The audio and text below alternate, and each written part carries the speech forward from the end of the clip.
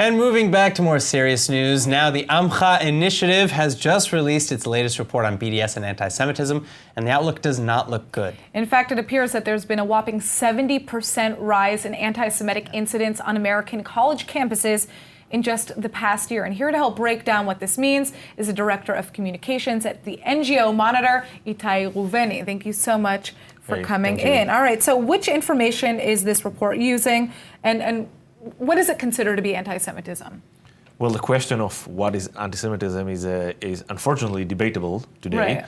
Although we have a new working definition, the IRA definition, as we call it, and in most of the countries in the world trying to implement it, trying to recognize the fact that anti-Semitism is something that both classical anti-Semitism and new, modern, which include the demonization of the State of Israel, anti-Zionism, etc. So demonizing Israel falls under the new definition of anti-Semitism, which is very interesting. Yes, absolutely, and also the right of the Jewish people to self-determination. All those things are included. Now, the new report looking on a specific phenomenon in the U.S., which is troubling, but yet no one is actually speaking about it in the mainstream media.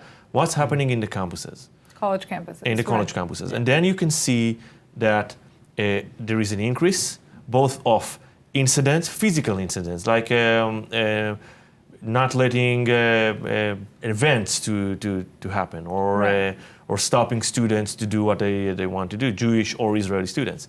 Well, where is this rise coming from? I mean, that's the question here. 70% is a massive increase. What's the driving force? Especially if many college campuses and even the governments are adopting, the working definition. Well, we're still not in a phase that the working definition will be implemented, to the daily life. Sure. But don't forget that campus is usually a closed system, a closed society. Students are living their own lives. You have a very an increased also political activity, and it's fine, anti-Israeli, pro-Israeli, it's fine, but in many liberal places, this political debate crossed the line.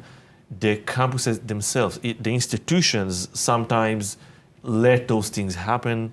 So what can be done? That's where the question comes in. So first and foremost is to talk about it.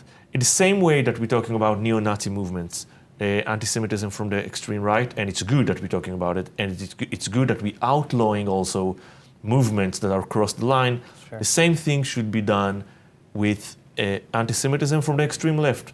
For us, it's the same thing.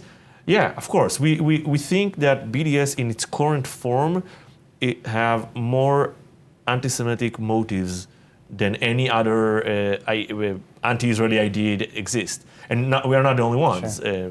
More and more countries also recognize that. Well, yeah, I mean, we know that Omar Barghouti, the founder of BDS, is now kind of in trouble with the UK in terms of his visa. So maybe there are some things that are taking a turn. But Germany recognized it, the UK, the UN. All right, well, thank you so much for coming in, Itai. You're welcome.